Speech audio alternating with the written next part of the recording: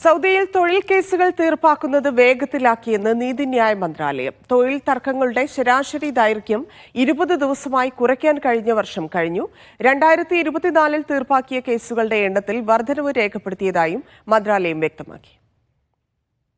രാജ്യത്തെ തൊഴിൽ കേസുകൾ തീർപ്പാക്കുന്നതിൽ വേഗത കൈവരിച്ചതായി സൗദി നീതിന്യായ മന്ത്രാലയം. തൊഴിൽ കേസുകൾ രജിസ്റ്റർ ചെയ്ത് ശരാശരി 20 ദിവസത്തിനകം തീർപ്പാക്കി വരുന്നതായി മന്ത്രാലയം വെളിപ്പെടുത്തി. 2024 1,30,000 കേസുകളിൽ വിധി നൽകി. ഇത് 2023 അപേക്ഷിച്ച് 21% കൂടുതലാണ്.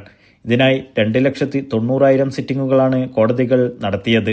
ഇത് തൊഴിലാളികളുടെയും തൊഴിൽ ദാതാക്കളുടെയും അവകാശങ്ങൾ ഒരുപോലെ സംരക്ഷിക്കുന്നതിനും ബിസിനസ് അന്തരീക്ഷം മെച്ചപ്പെടുത്തുന്നതിനും കൂടുതൽ സുസ്ഥിരവും ആകർഷകവുമാക്കുന്നതിനും സഹായിച്ചതായും മന്ത്രാലയം വിശദീകരിച്ചു. വേതനം നൽകുന്നതിലെ കാലതാമസം, തൊഴിൽ കരാർ ലംഘനം, അലവൻസുകൾ, നഷ്ടപരിഹാരം, അവാർഡുകളും സേവന സർട്ടിഫിക്കറ്റുകളും ലഭ്യമാക്കുന്നതിലെ താമസം എന്നിവ കോടതികളിലെത്തുന്ന കേസുകളുടെ എണ്ണം വർദ്ധിപ്പിക്കുന്നു. കോടതിക്ക് പുറത്ത് പരിഹരിക്കപ്പെടാത്ത തർക്കങ്ങളാണ് പ്രധാനമായും രജിസ്റ്റർ ചെയ്യപ്പെടുന്നത്.